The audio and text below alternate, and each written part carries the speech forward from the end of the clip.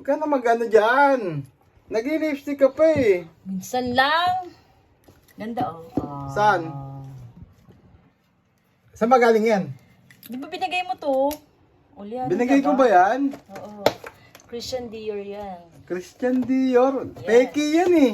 Anong peke? Tingnan mo nga oh. Ha? Saan? Ganda di ba? Pag-aalis lang tayo, saka ka mag-lipstick. Siyempre, magluluto, kailangan naka-lipstick. Aura, pack, ganon. Ha?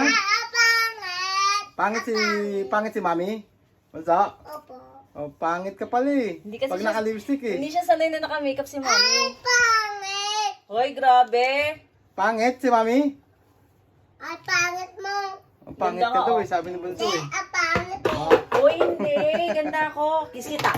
Ayan. De, ayaw. Gusto siya dali. Saan? Ayaw pa kiss.